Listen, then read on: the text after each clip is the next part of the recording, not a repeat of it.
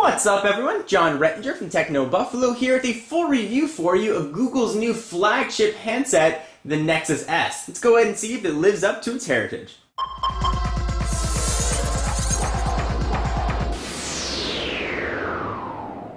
So the Nexus S is a follow-up to one of the best handsets of 2010, the Nexus 1, so this guy has very big shoes to fill. The news here is that it was the first phone shipping with the newest build of Android 2.3. You may have heard that by the tasty name of Gingerbread. So before we jump into the review, let me remind you of the specs of this guy. So it's running a 1 GHz Cortex A8 Hummingbird processor. Same processor that we've seen powering the Galaxy S series of devices and Galaxy Tab. It's a very capable processor, really is quite fast. It's got 16 gigs of internal storage. Curiously, there's no micro SD storage here, so leave your cards at home. It's got a 5 megapixel camera on the back with autofocus. It's got a 4-inch Super AMOLED screen right here, which is measured diagonally, with a resolution of 480 by 800. That Super AMOLED is going to give you darker blacks, and it's going to give you brighter colors and better visibility in direct sunlight. It is also going to give you a bit of a bluish tint, which we'll talk about when we get to the screen in a few moments. And all that is sitting on top of 512 megabytes of RAM. So specs and all that aside, if this thing is not going to make good phone calls, it's not going to be of much use to you as a phone.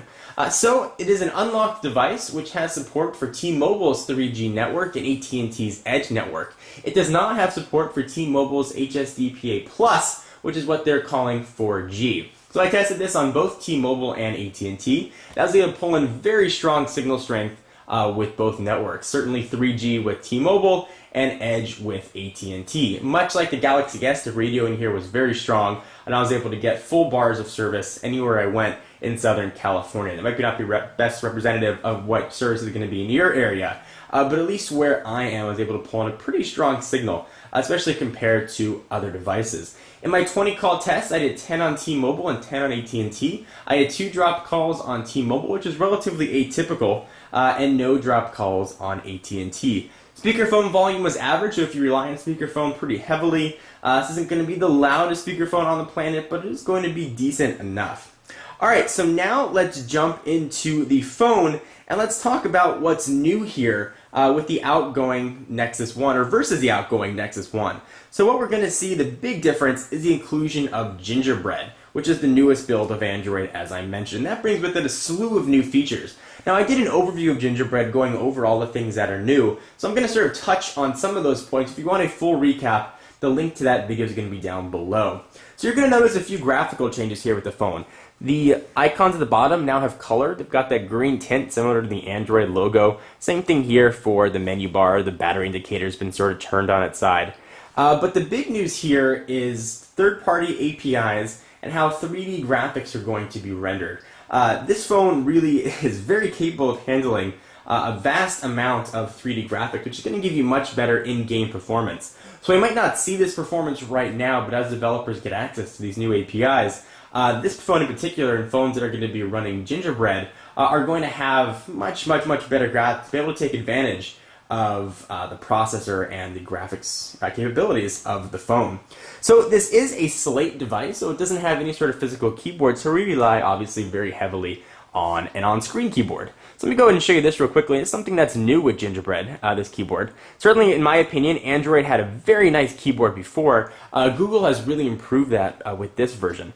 So it looks a little bit different. You've got spaces between the keys, which is quite nice. The responsiveness is fantastic. If you liked typing on an Android keyboard before, this is going to be an even better experience. And certainly, being Android and being open, you have the option to put on a ton of third-party keyboards. And you also have the voice recognition and the speech-to-text options here. So the keyboard input on this device is absolutely fantastic. One of the things that I found really impressive with the phone, and that's really true with most Galaxy S series of devices, is the speed of the phone. Now, I think that's really able to be tested in sort of the prowess of the phone in a very intensive application like Google Earth. So this is quite processor taxing and graphically taxing as well. In my Nexus S versus Nexus 1, I did sort of a versus, and I showed Google Earth being used here. This is actually one of the smoothest implementations of Google Earth I've seen on a mobile phone, really without any lags or delays. So this is not only doing some 3D processing, but it's also got to pull in a lot of information. It is now connected to Wi-Fi, and as you sort of zoom in, it's very, very, very quick. And that same thing can sort of translate over to the browser as well. Certainly, if you're an Android user, chances are you want to take advantage of the fantastic browser, which is, of course, capable of Flash 10.1. You can turn that off if you don't want to consume the extra battery life, but it does work very well here. And pinch to zoom, obviously, this is multi-touch supported, works very, very nicely on the device. You can see some Flash content going on here. Certainly, turning that off is also going to increase the speed of the device. We also bring to the table here a new YouTube player and a new application store, or a new Android market rather. All that stuff is available on older Android devices. Some of the first times that we've seen it, however, though, are on here on the Nexus S. So let's go ahead and jump back home, and let's talk a bit about this screen. And to do so, let me go ahead and pull up some pictures to give you an example of what this is going to look like. Let's jump into wallpapers, for example. We'll go ahead and check out some of the wallpapers here. Now, it may be hard to translate on camera, but looking at some images, let's look at a very green image. And this is sort of going to be a representative review of Super AMOLED screens as a whole. Go ahead and go to a new screen. Pictures look beautiful. Colors really pop. The resolution may not be the highest at 480 by 800, but it's very, very, very sharp images and very readable text. The one knock that I've had on Super AMOLED screens versus regular screens, regular AMOLED technology, whatever it might be, is that they do give a little bit of a bluish, kind of gray cast when you look at white backgrounds. So if we jump back to this website, which is Techno Buffalo, you'll see in the text, go ahead and try and hit that. The text does look, or at least the background, which is supposed to be white, does have a little bit of a tint to it. Now, it's nothing that's going to detract from the experience, and you really don't notice it unless you have two phones next to each other. So that's going to be a trade-off, whether or not you can deal with that little bit of a tint for the very, very sharp picture quality you're going to get, and the really nice text that you're going to get as well. If I zoom in right there on text, you can see how crisp and how sharp it is, which is really important, at least for me. If you read a lot of websites, you do a lot of reading on your phone, you want the text to be nice and sharp. So the tint doesn't always bother me. Sometimes I do notice it, but I do test a lot of phones and I see them next to each other. So that may be just a matter of personal preference. But something to keep in mind. One of the knocks I had on the previous Nexus device, the Nexus 1, were the capacitive buttons at the bottom. I went on and on and on about how unresponsive those capacitive buttons were on the Nexus 1. On the Nexus S, that has definitely been remedied. These are very responsive capacitive buttons. They might as well just be physical buttons here at the bottom. They work very well, and they work as advertised. So one of the concerns people have been having with the Nexus S is build quality. Samsung has, whether it's justified or not, a reputation for maybe not the most industrial build quality of phones. So the Nexus S, the back of it is plastic and is a fingerprint magnet of plastic, but it does have a nice build quality to it. It's got that sort of reverse chin and reverse hump, and the phone does feel very nice in the hand. That 4-inch screen, I think, really is a sweet spot. If you're worried about build quality, and certainly what you're comparing that to is probably going to be a more industrial-feeling device here, like the Nexus 1, which has a lot of metals to it, you're not going to get that in the Nexus S. This is a mostly plastic device, which does take away a bit from the premium of the phone, and this really is a very fast, very capable phone, perhaps one of the fastest, most capable phones on the market, depending what your OS preference is going to be. Camera-wise, looks just like you'd expect from a 5-megapixel camera. It's nothing outstanding. It's nothing that's going to replace your point-and-shoot or your DSLR. You're not going to be taking Ansel Adams-like pictures on this thing and blowing them up to fill up a wall or anything. But if you want to snap pictures of your friends out at a party, this is definitely going to be a fine camera. The flash washes images out, but it's nothing terribly bad or even terribly good for that matter. The big news here, again, sort of recapping this whole thing, is Android 2.3, which does add a lot of different niceties. Some of the other features that it adds very quickly, and I'll wrap this up, you now have full application management from inside the operating system. So if I hit menu, you can now manage apps right from there. If I go ahead and jump into settings, for example, or any list, you're going to get some nice graphical cues here. So at the top, you see that little sort of yellow bar that comes to let you know you're at the end of a list.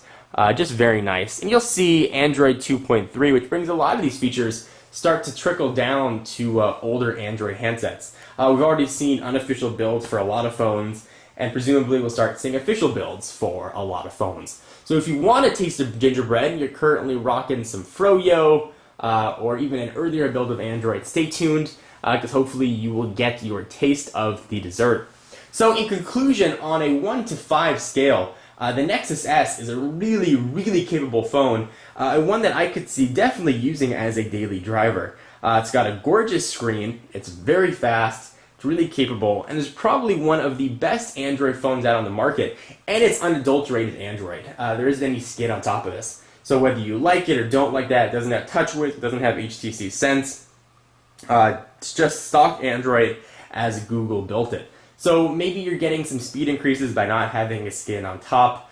Who knows? In my Versus video, I ran a quadrant speed test, which is a sort of an arbitrary way, I guess, to evaluate the performance of a phone. And this phone actually got the top of all the Android phones that have been tested. So this thing really is capable and does a very nice job. It's unlocked, so bring your own SIM card. You're not going to be tied into a contract, though you can get it on contract through T-Mobile. If you're an AT&T customer, just remember that you're going to be limited to only edge speeds. Anyway guys, so on a 1 to 5 scale, I give this, and I haven't given many 5-star reviews, this phone definitely gets a 5-star. If you're an Android fan or looking to get into the open source operating system and you don't currently have a phone, this is going to be a great choice for you. I wouldn't necessarily run to upgrade from a Nexus 1 or a Galaxy S type phone, but if you're using an older Android phone or a flip phone and you want to get into the smartphone market, this is going to be a fantastic choice for you. Anyway guys, I'm John Rettinger from Techno Buffalo. This is a full review for you of the Nexus S, the Google phone built by Samsung. For all your tech news, be sure to check out Techno Buffalo, and for exclusive tech content, check me out at Twitter, twitter.com/John4Lakers. All those links are down below. I'm John Rettinger. See you in the next video. Bye-bye.